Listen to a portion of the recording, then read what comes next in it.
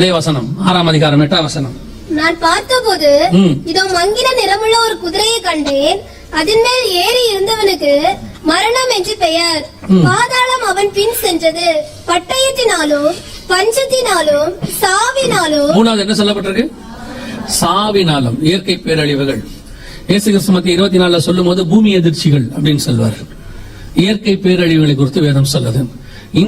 இந்த நூற்றாண்டு, அதாவது 2000க்கு மேல உள்ள காலகட்டங்கள் அதிகப்படியான இயற்கை பேரழிவுகள் நிறைந்த காலம். இந்த 10 வருஷம் நீங்களே உங்களுக்கே நல்லா தெரிஞ்சிருக்கும்.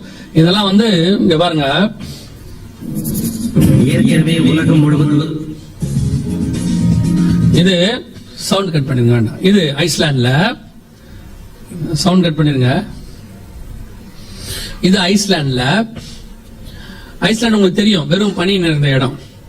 கிட்டத்தட்ட 40 கிலோமீட்டருக்கு ஊர் எரிஞ்சு போச்சு.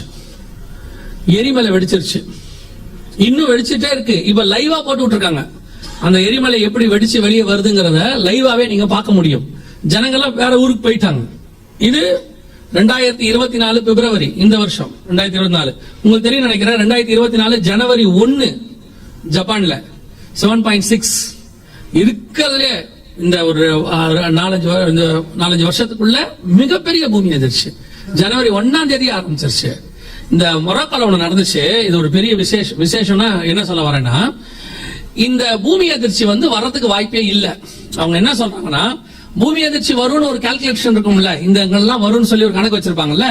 இது பூமி அதிர்ச்சியே வரக்கூடாத பகுதி. அந்த பகுதிக்கு பூமி அதிர்ச்சியே வராது.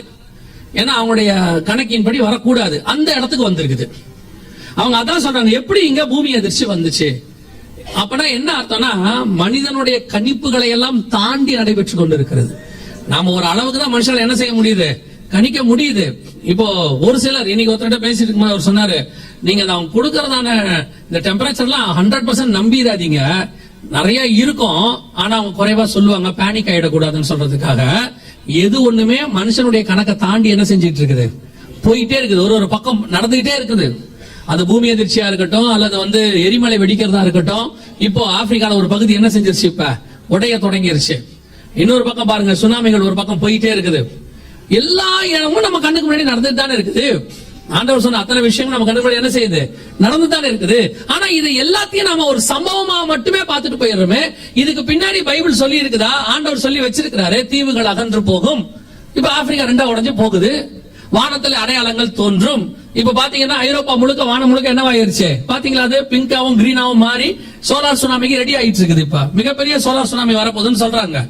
அது இன்னும் சில வருஷங்கள்ல பூமியை பெருமளவுல தாக்கும். அதுக்கு முன்னாடி வர வேண்டிய அடையாளங்கள்லாம் வருதுன்னு சொல்றாங்க.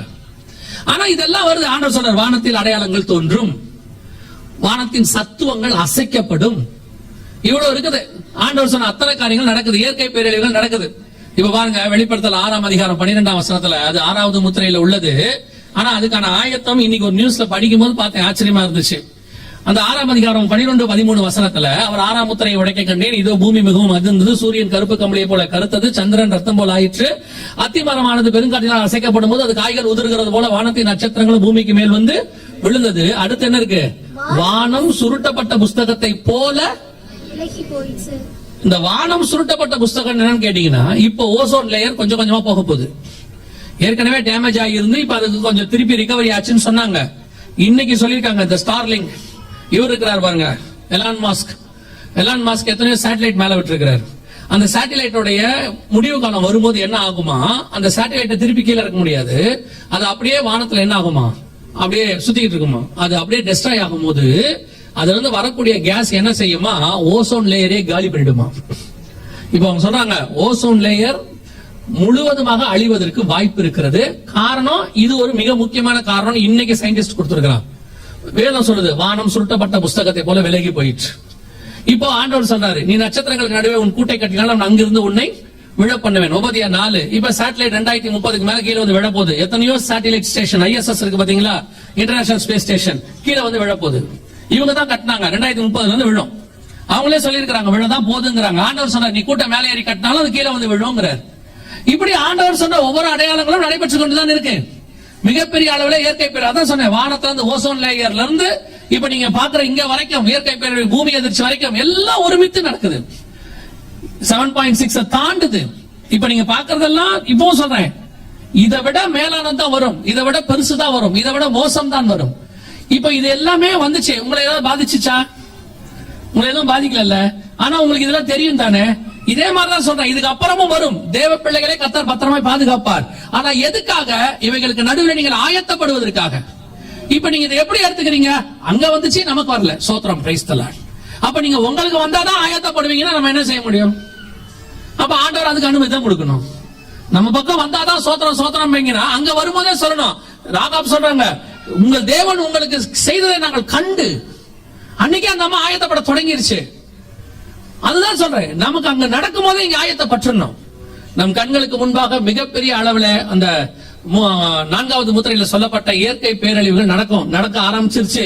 இதை ஒவ்வொன்னா எடுத்தீங்கன்னா ஒவ்வொன்னையும் பார்க்க முடியதில்ல. லிபியால நடந்தது, இது உலகம் முழுக்க அத்தனை காரியங்களும் நடக்கப்பெற தொடங்கிருச்சு. கடைசியா 4வது, நான் அதை சொல்லி முடிக்கிறேன், வாசிங்கள். அதே வசனத்தை திருப்பி வாசிங்க பார்ப்போம். நான் பார்த்தபோது இதோ மங்கின நிறமுள்ள ஒரு குதிரையை கண்டேன்.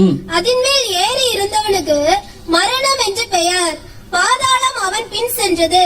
பட்டயத்தினாலும் பஞ்சத்தினாலும் சாவினாலும் பூமியின் துஷ்ட மிருகங்களினாலும். இது என்ன துஷ்ட மிருகங்களினாலும்? பூமியின் துஷ்ட மிருகங்களினாலும். இது நேரடியாகவே கூட நீங்க எடுத்துக்கலாம். மிருகங்கள்லாம் வந்து இந்த மாதிரி பாதிப்புக்குள்ளாக்க போகிறது அப்படின்னு எடுத்துக்கலாம். இன்னும் கொஞ்சம் இந்த வசனத்தை தியானிக்கும் போது எனக்கு நாம் பார்த்த வருஷத்துல பாத்தீங்கன்னா, இப்போ ஒரு குறிப்பிட்ட ஒரு 20-30 வருஷமாக வரக்கூடிய எல்லா வியாதிகளுக்கு பின்னாடியும் பாருங்க, ஒரு மிருகத்தின் பேர் ஒண்ணு இருக்குது. எல்லாத்துக்கு பின்னாடி என்ன இருக்குது? ஒரு மிருகத்தின் பேர் இருக்கு. அந்த மிருகம் பெரும்பாலும் பைபிள்ல சொன்ன துஷ்ட மிருகமா இருக்கு. நீங்க பாத்திருப்பீங்கன்னு நினைக்கிறேன். இப்போ ஃபர்ஸ்ட் நமக்கு எல்லாருக்கும் பெருசா தெரிஞ்சது எய்ட்ஸ் தான். எய்ட்ஸ் ஆரம்பிக்கும் போது எங்க இருந்து வந்துச்சுன்னு சொன்னாங்க? சிம்பன்சி குரங்கு, அந்த ஆப்பிரிக்கா காட்டுல உள்ள குரங்குல இருந்து வந்துச்சுன்னாங்க. அடுத்து எபோலா எதுல இருந்து வந்துச்சு? வவ்வால்ல இருந்து வந்துச்சுன்னு சொன்னாங்க. அப்புறம் பன்றி காய்ச்சல் அப்படின்னாங்க. இங்க மிடில் ஈஸ்ட்ல ஒண்ணு வந்துச்சு, கேமல் ஃபீவர் ஒண்ணு வந்துச்சு. இப்போ கொரோனா வந்துச்சு. இது எங்க இருந்து வந்துச்சு? நம்ம ஊகான் மாநிலத்தில் உள்ள மார்க்கெட்ல உள்ள மிருகங்கள்ல இருந்து தான் அது கிருமி வந்துச்சுன்னு சொன்னாங்க. சார்ஸ் வந்துச்சு, பறவை காய்ச்சல். எல்லாமே பாருங்க, எல்லாத்துக்கு முன்னாடி என்ன இருக்குது? ஏதோ ஒரு மிருகத்தின் பேர் சொல்ல. இது குறிப்பிட்ட இந்த ஒரு 30 வருஷமா தான் நடக்குது. நமக்கு தெரிஞ்ச 30-40 வருஷமா. இப்போ மிருகத்தின் துஷ்ட மிருகத்தினால் உண்டாகிற மரணம், இதுக்கு இதுவும் ஒரு விளக்கமா வச்சுக்கலாம். இப்போ பெரும் அளவுல இப்போ அடுத்து வரக்கூடியதான பேண்டமிக்கு மிக முக்கியமான காரணமாக பறவை காய்ச்சல் இருக்கலாம் அப்படின்னு சொல்றாங்க. ஆனா ஒண்ணு மட்டும் நிச்சயம், WHO ரிப்போர்ட் கொடுத்துட்டான், மிக மோசமான ஒரு பேண்டமிக் ஒண்ணு வரப்போகுதுன்னு சொல்லி WHO ரிப்போர்ட் கொடுத்துட்டாங்க. இங்க கொடுத்துட்டாங்க, இது டிசீஸ் எக்ஸ் பேரு. இதுவரைக்கும் இருந்த கொரோனாவை விட 20 மடங்கு சக்தி வாய்ந்ததாக சொல்லப்படுகிறது. இத அவரே சொல்லியிருக்கிறார். யாரு? WHO டைரக்டர் அவரே சொல்லியிருக்கிறார். இந்த மாதிரி கொரோனாவை விட மிக மோசமானது. இது அவங்க என்ன செய்யறாங்கன்னா, ஒவ்வொரு நாட்டையும் ப்ரிப்பேர் பண்ண சொல்லியிருக்கிறாங்க. என்ன ப்ரிப்பேர் பண்ண சொல்றாங்க அப்படின்னு கேட்டீங்கன்னா, எல்லா நாட்டையும் சைன் பண்ண சொன்னாங்க. ஓவரால் ஒரே மெடிசன் டிபார்ட்மெண்ட், அதாவது என்ன சொல்லுவாங்க, ஒன் ஹெல்த் அப்படின்னு சொல்லுவாங்க. All over the world. இப்ப நம்ம ஒவ்வொருத்தரும் ஒவ்வொரு மெடிசன் யூஸ் பண்றோம்ல, அவங்க அந்த நாட்டு மருந்து, அந்தந்த நாட்டில் இருக்கக்கூடிய ஸ்பெஷலைஸ்ட் இதெல்லாம் இல்லாம ஒரே மெடிசன் WHO சொல்லும். அதுதான் இப்ப அவங்க நம்ம கொடுக்க போகிறதான சிப், பயோமெட்ரிக் சிப். அதுக்கு எல்லா நாட்டையும் சைன் பண்ண சொல்லிட்டாங்க. பல நாடுகள் சைன் பண்ணி அனுப்பிடுச்சு. இவங்க அதுக்கு தான் வெயிட் பண்றாங்க. இப்ப எல்லா நாடும் சைன் பண்ணிருச்சுன்னா இந்த வைரஸ் வெளியே வரும். நம்ம மட்டும் சொல்லல, இவங்க யூகேல உள்ள இங்கிலாந்தினுடைய மருத்துவத்துறை சொல்லியிருக்கிறது, கொரோனா வைரஸ் போன்று புது பெரும் தொற்று எப்பொழுது வேண்டுமானாலும் உலக நாடுகளை தாக்கலாம். இங்கிலாந்து தொற்று நோய் நிபுணர்கள் எச்சரிக்கை. இப்ப நம்ம ஊர்லயுமே அப்படிப்பட்ட காரியங்கள் வரதுக்கு வாய்ப்பு இருக்கிறதாக சொல்லப்படுது. கேர்ஃபுல்லா இருக்கிறாங்க எல்லாரும், எல்லா நாடுகள்லையும். அப்படியானால் நல்லா கவனிச்சு கொள்ளுங்க, 4 வகையான மரணங்களும் இப்பொழுது எப்படி இருக்கு? ரெடியாக இருக்கு. வேதத்தில் சொல்லப்பட்ட அத்தனையும் ரெடியாக இருக்கு. இதோட சேர்ந்து இதுல எத்தனை பேர் மடிய வாய்ப்பு இருக்கிறது அப்படின்னு வேதம் சொல்லுது. நான் சொல்லல, பைபிள் சொல்லுது. 2000 வருஷத்துக்கு முன்னாடி வாசிங்க. அதே 6ஆம் அதிகாரம் 8ஆம் வசனத்துல, சாவினாலும் பூமியின் துஷ்ட மிருகங்களினாலும், அடுத்து பூமியில் கால் பங்கில் உள்ளவர்களை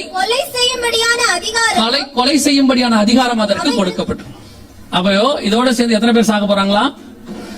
மரணம் இல்ல, கொலை. எத்தனை பேரு? கால் பங்கு. இன்னைக்கு அளவுல எவ்வளவு பேர் நினைக்கிறீங்க அப்படின்னா, இன்னைக்கு உள்ள மக்கள் தொகையில எவ்வளவு பேர் வரதுக்கு வாய்ப்பு இருக்குன்றீங்க? கால் பங்குனா 200 கோடி பேர். 200 கோடி பேர். இப்ப நம்ம சொல்லக்கூடிய ஃபர்ஸ்ட் வார்த்தை அதெல்லாம் நடக்காது. நாம சொல்லல, பைபிள் தான் சொல்லுது. கர்த்தர் கிருபை உள்ளவர், அடுத்து கர்த்தர் இரக்கம் உள்ளவர், அடுத்து இதெல்லாம் சொல்றோம்ல. கர்த்தர் கிருபை உள்ளவர் இல்லனே சொல்லல, இறங்குகிற தேவன் இல்லனே சொல்லல. ஆனால் அவைகளுக்கு நடுவுல தான் கொரோனான்னு ஒண்ணு வந்துச்சு. இப்ப எத்தனை கோடி பேர் செத்துருப்பாங்கன்னு நினைக்கிறீங்க கொரோனால? குறைஞ்சபட்சம் மினிமம் 10 கோடி பேரையாவது செத்துருக்கணும். ஏன்னா சைனாவுடைய மக்கள் தொகை முதல் இடத்துல இருந்து 2வது இடத்துக்கு போயிருச்சு. அப்படின்னா இன்னும் சைனா WHO-க்கு எவ்வளவு பேர் செத்தாங்கன்ற கணக்கு கொடுக்கவே இல்லை சைனா. இன்னும் சைனாவுடைய மக்கள் தொகை 2வது இடத்துக்கு போச்சுன்னா அவன் எவ்வளவு பேர் செத்துருக்கணும்? அங்க இந்தியாவோட கீழே போயிருச்சு. அந்த ஒரு நாட்டை மட்டும் விட்டுருங்க, மிச்ச எல்லா நாடுகளிலும் மரணம் வந்திருக்கு. ஏறக்குறைய 185 நாடுகளுக்கு மேல மரணம். எத்தனை கோடி பேர் செத்துருப்பாங்கன்னு நினைக்கிறீங்க? குறைஞ்சபட்சம் 10 கோடி பேர். இது நடந்தது நம்ம கண்ணுக்கு முன்னாடி. நம்ம காலத்துல ஒரு வருஷத்துக்கு முன்னாடி நடந்த சம்பவம் நடக்காதுன்னு நம்ம நினைச்சுக்கிட்டு இருக்கிறோம். அதாவது இந்த 4 வகையான மரணத்துல 200 கோடி பேர்னா 20ல் 1 பங்கு இப்ப நடந்திருக்கு, நம்ம கண்ணுக்கு முன்னாடி நடந்துருச்சு. பட் இது அதல்ல, இது நடக்க போறது நம்ம கண்ணுக்கு முன்னாடியே நடந்துச்சு.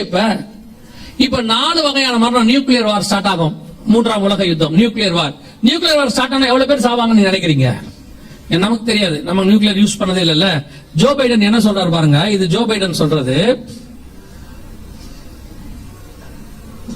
நியூக்ளியர் வார் ஸ்டார்ட் ஆனா இந்த ரிப்போர்ட் எங்க அங்கே இருக்கு, 500 கோடி பேர் வரைக்கும் பாதிக்கப்படுவார்கள் ஜோ பைடன் சொல்றாரு. 500 கோடி பேர் பாதிக்கப்படுவார்கள். அது அவர் கில்டுனே கொடுத்திருக்காரு, கொல்லப்படுவார்கள் கொடுத்திருக்கிறார். ஏன்னா இன்னைக்கு உள்ள நாடுகள் யார் யாரெல்லாம் அணு ஆயுதத்தை வச்சிருக்கிறானே தெரியாது, எவ்வளவு வச்சிருக்கிறான்னு தெரியாது. ஒரு ஹிரோஷிமால போட்டது ஒரு நகரமே காலி ஆயிடுச்சு. இப்போ அதை விட 20,000 மடங்கு சக்தி வாய்ந்ததெல்லாம் இருக்குது. போட்டா ஒரு டிஸ்ட்ரிக்ட் மொத்தமே க்ளோஸ் ஆ போயிடும். எவ்வளவு பேர் வச்சிருக்காங்கன்னு தெரியாது. 16 நாடுகள் அணு ஆயுதம் வச்சிருக்கிறதாக கணக்கு வச்சிருக்கிறாங்க. மத்த பேர் எவ்வளவு பேர் வச்சான்னு நமக்கு தெரியாது. இவ்வளவு நாடுகளும் எத்தனை 1000 அணு ஆயுதங்கள் வச்சிருக்கிறாங்கன்னு தெரியாது. இவ்வளவும் யூஸ் பண்ணாங்கன்னா, விளாடிமிர் புதின் சொல்றாரு, ரஷ்ய அதிபர் சொல்றாரு, நான் அணு ஆயுதத்தை யூஸ் பண்ண வேண்டாம்னு நினைக்கிறேன், ஆனா யூஸ் பண்ணிட்ட 2 பக்கமும் ஆள் இருக்காதுன்றது மட்டும் நிச்சயம்ங்கிறார். ஆல்பர்ட் ஐன்ஸ்டைனை கேட்டாங்க, what you think about the third world war, 3ஆம் உலக யுத்தத்தை பத்தி என்ன நினைக்கிறீங்கன்னு அவர் காலத்துல. அவர் சொன்னாரு, 3ஆம் உலக யுத்தத்தை பத்தி எனக்கு தெரியாது, ஆனா 4ஆம் உலக யுத்தத்துக்கு ஜனங்க இருக்க மாட்டாங்கன்னாரு.